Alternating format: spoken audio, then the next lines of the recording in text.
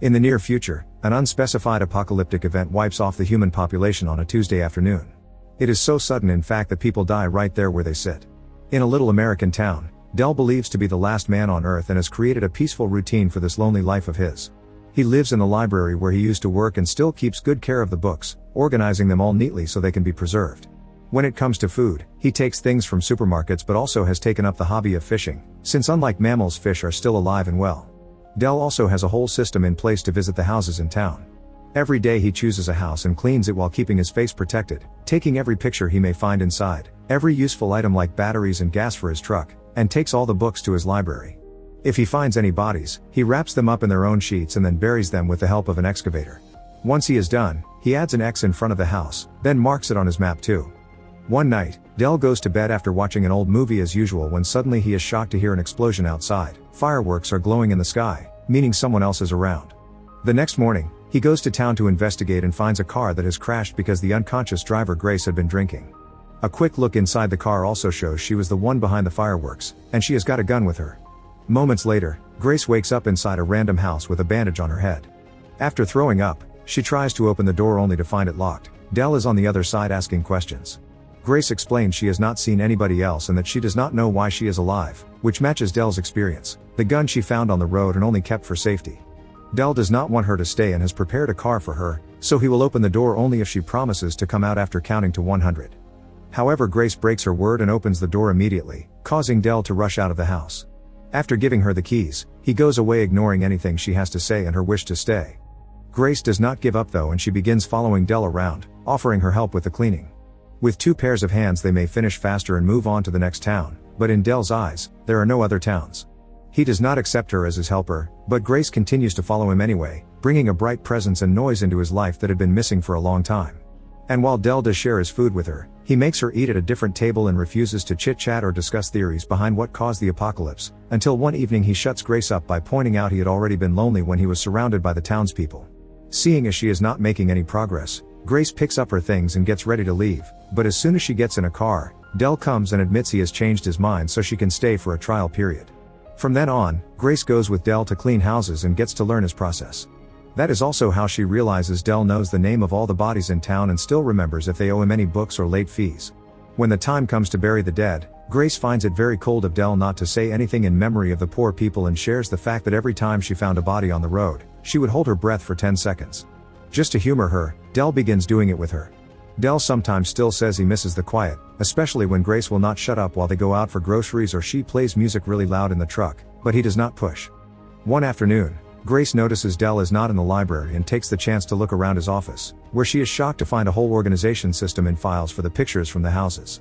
It is rather creepy and Grace does not know what to think of it, so she goes out for a bicycle ride to clear her mind. Suddenly she hears a noise coming from a house and when she goes inside, Grace is surprised to find a dog that has somehow survived too. She takes it to the library to keep as a pet, and while Del is not amused by this turn of events, he still offers some ideas for names, although in the end they still call it dog. Little by little, Del and Grace are becoming more fond of each other. They begin eating at the same table and Grace shares some stories of her childhood, like the fact she used to own 2 goldfish. However, she still does not dare to put her hair up because she does not want Del to see a mysterious scar on the back of her neck. A few days later, they find Dog in the middle of destroying a book. Frustrated, Del tells Grace to clean while he takes the animal outside, but when he tries to do so, Dog bites him. Grace helps Del clean the wound and stitches it up, but now Del is incredibly annoyed by the dog's presence, and the fact Grace showers it with affection does not help.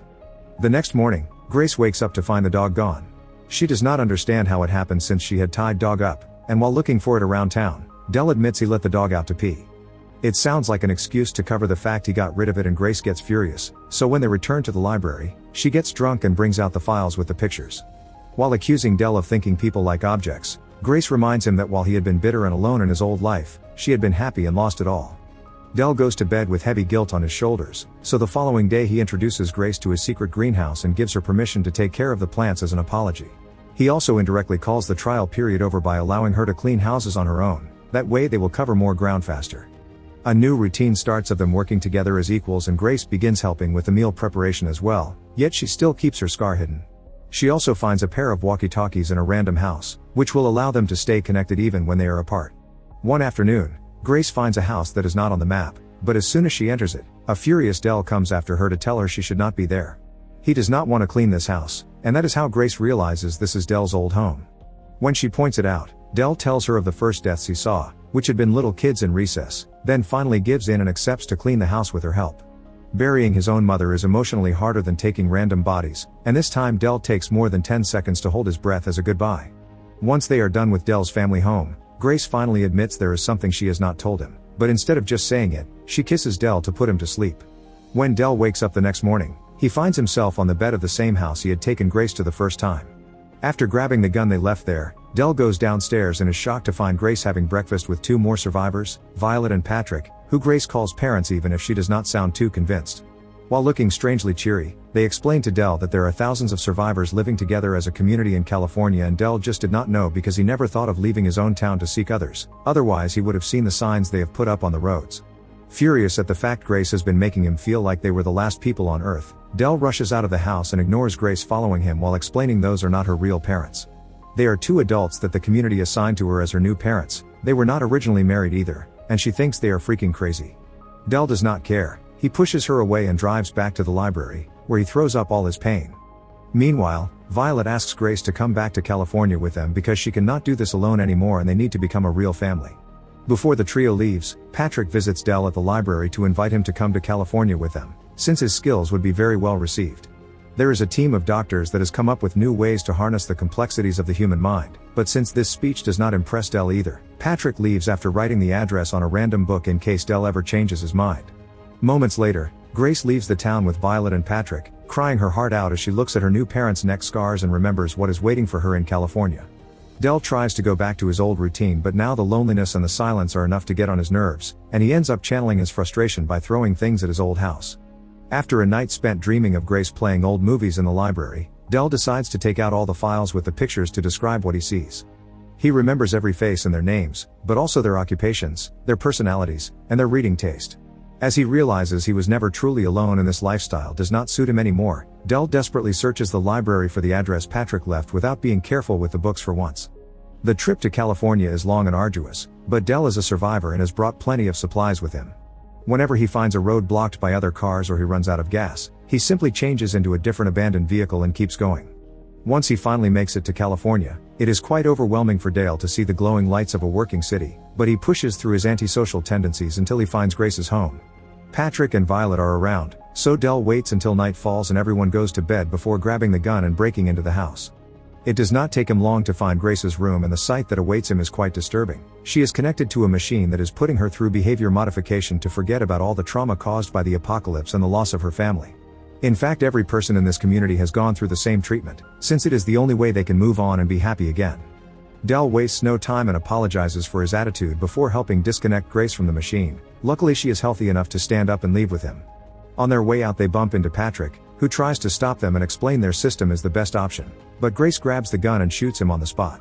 At that moment, Violet shows up and mentions she used to have a daughter only to then continue with the same forced chill attitude as usual, meaning she goes looking for something to clean up the blood as if a body was just spilled milk. After picking up some supplies and Grace's goldfish, she and Del leave the town while ignoring the people on the streets living their lives with manufactured happiness. Once they reach the road, Grace admits she is not sorry she shot Patrick, and Del assures her that is fine while picking up speed to reach their next destination. Make sure to subscribe and turn on notifications so you can watch more videos like this. Thanks for watching.